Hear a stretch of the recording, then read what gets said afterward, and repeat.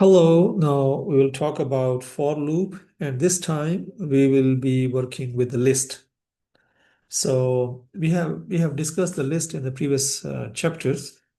So so we have a list of values. So we have three values here in the list, and now we are using the list in a loop. So this is my list, huh? So my list mean it will bring all three values, all values available in the list. It will be available here. And for every time, it will move the value to the x, and then we can process the value of x, whatever we want to do. So the first value is apple. It will come to the x and will print apple. It will go back again, and the next value of list will be banana. It will go to the x value, and then we'll print banana. So similarly, the third value from the list will come, and it will be cherry, and the cherry will go to x, and we'll print the value of x. So this is how the three items will be printed. So you can say that for loop, it goes through each item one by one. Okay, and x take the value, x take the each value of the item, and then during the loop, and this x will display the value. So let's try that.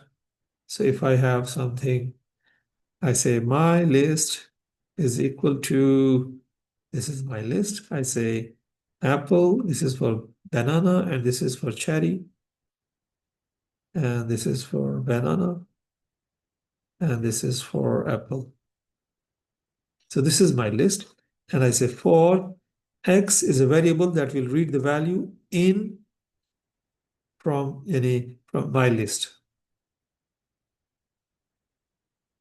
And then I say print x. Okay. So if I say execute open function dot read function, and then in this one I say 05.py, and if I press enter, you see that, so it read the value in x and printed x. Then it read the second value banana and print the banana. And if I say comma end is equal to like that, so it will print and then one space and then banana on the same line. So let's try that. And then after the loop, I have to say print empty line. So do you see that? So it's printing. Oh, I want that, don't put space, put comma here. Okay. So let's run it again. And I got a comma. So anything you put in this one, whether a space or comma or colon, it will be in the output like that. Okay. So now we can go for the next page. Okay, now in this example, so we have a list of values. Okay, these are the sales value. We are selling some item, and then we want the total of all these items, all these values. So again, you will use the loop. Okay, so what we will do is we will use the loop here. So the daily sale, each value will come to the I, and then the t is 0, so 0 plus 100, it will become 100. Okay, and then loop back again. The next value is 200, so I is 200, so it will become 100, the previous total. This is t plus I, previous total plus new value, which is 200, is become 300. So the total is 300 now. Go back again. The next value is 150, goes to the I, 150 goes to the I. Previous value is 300. That is 450, and so on. Okay, until the end of the list. So this is how we will get the value. So the t plus I is equal to, I say this is t. So the result is going to the t part, huh? So the daily sale, basically, daily sale is a list of sale amount for 7 days. So these are the 7 days sales. total is 0 that we initializes to the value, and the for loop goes through each number in the list, and whatever the total, it is adding to the t, and finally we are displaying the total. So let's try this example on the computer. So I say daily sales is equal to, I have a value 100, 200, 150, 140, 160, 300, comma 400. And then I have a loop. Total is equal to, okay, I can say total is equal to 0. And then I say for I in daily sales. So we'll get every value, and then I'll say total is equal to total plus I. And that's it. And then I say print total. So let me clear the screen and run the program. And now we got total is 1,450. So the total of all these values is, or you can say total of 7 days sales is 1,450. Okay. Okay, so this was the list that we were working with. Now we will be working with the tuple, okay, and we'll be using the loop for tuple. Tuple is a record, okay? Tuple is a record, so keep in mind. So here, what is happening is, so in this tuple we have two values. So it will take the values, it will take this value and then it will take this value to print it. So let's go and see. So I can say my tuple, my t is equal to, and this will be in the round brackets. Huh? So this is my first value, and this is price is 25, something like that. And then I say for x in my tuple, that's it. And I say print x. And that's it. So let's try to run this program. So it printed, so it take the first value, apple, and then it take the second value and printed it like that. So we can read the list, and same way we can read the tuple. Okay. So basically it's almost same, huh? Tuple, which is like a list, but unchangeable, huh? Keep in mind, tuple is not changeable. You cannot, once you created a tuple, you cannot change it. List, you can change it, but tuple, you cannot change it. So these values cannot be changed at all. Okay. It contains two items. One is apple, one is 25. And the for loop goes through each items. So it goes to the apple, it goes to the 25, it read one by one, and it printed one by one.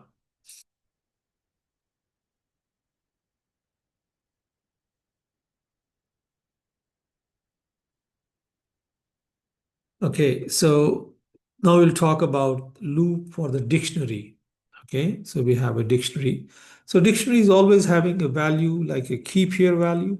So my dictionary, this is my dictionary. Okay, so my dictionary is a dictionary which store data in key value pair. So name is a key,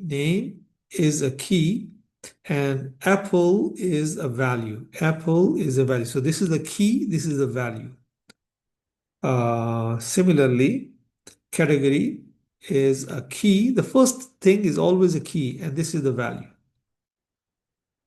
So the loop will go through each key. So it will move through the keys, huh? Not the values, it will move through the keys. The loop will move through the keys. So X, in this case, X will take the keys. S will take the name. Okay. The first, it will take the name. The second, it will take the category. And then this one will say, okay, my dictionary name. The name is apple. So apple will be printed. Next time, the category will come to the X and they say, my dictionary, X will be category, or the fruit will be printed. So let's try this code. And I say, okay, my dictionary, this is D. Uh, this will have a curly brackets like that. And I can say, okay, the name is colon, uh, for example, apple. Okay, and the category is, I can just give it a same colon so you can see it. Category is fruit, huh? And um, we have a comma here, and that's it. We can also have a comma here, it doesn't matter, okay?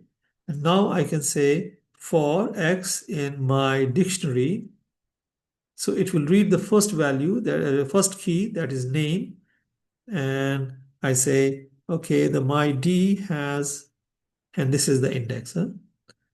So I'll get name here, it will print apple. I'll get category here in the X, it will print fruit. So let's see, you see that? It printed apple and fruit.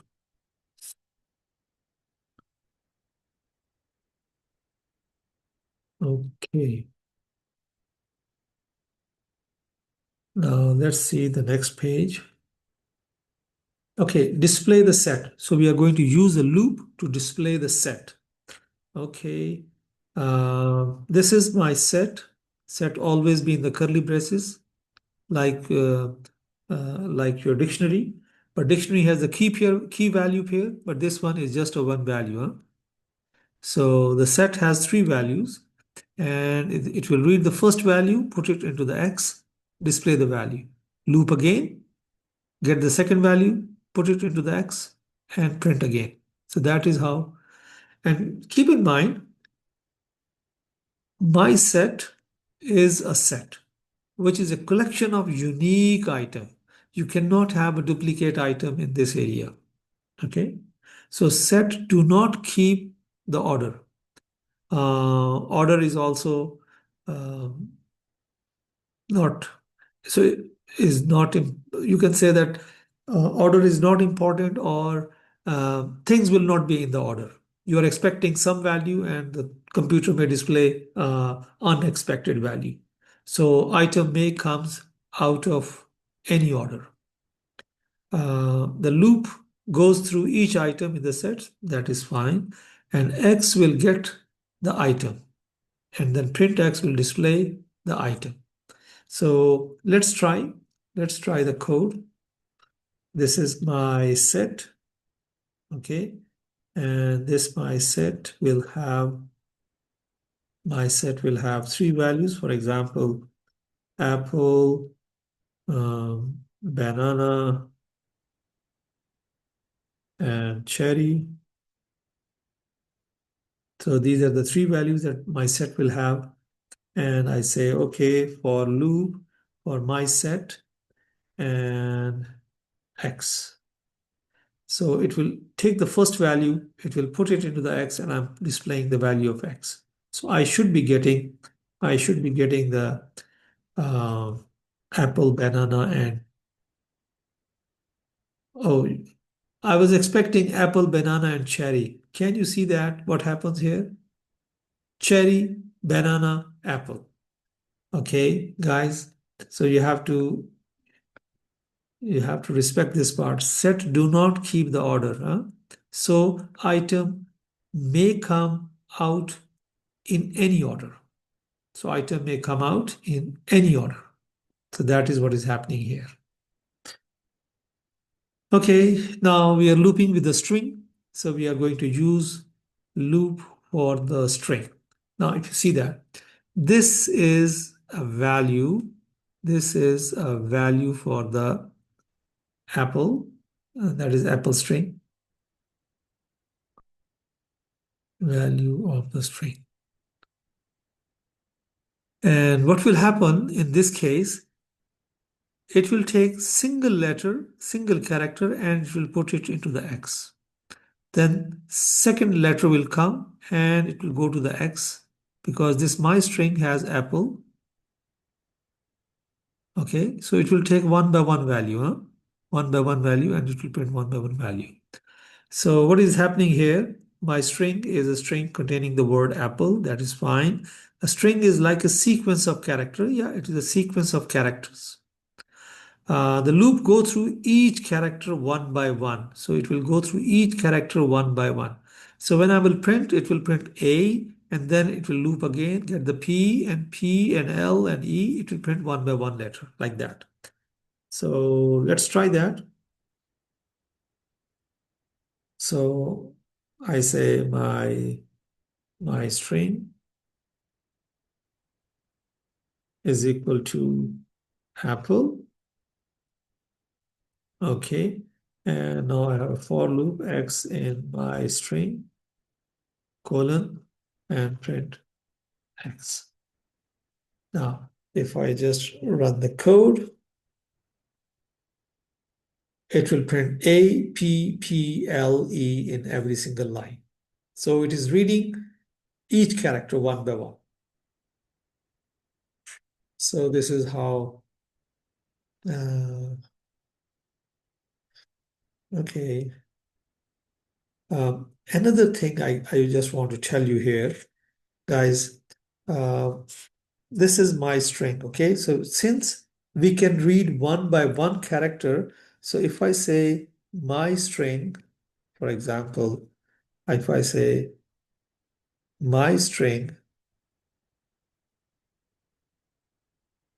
0, it will print A. If I say my string 1, it should print P, okay? So let's try that. Let's try that. And this time we will not use the loop, huh? So I say my string, then I say 0, okay? So what will happen? Okay, it didn't print anything because I have to use print command. So my string 0 and see if it prints A. And if I say again print my string, and if I say 1, so if I run the code, it's a AP. So similarly, if I say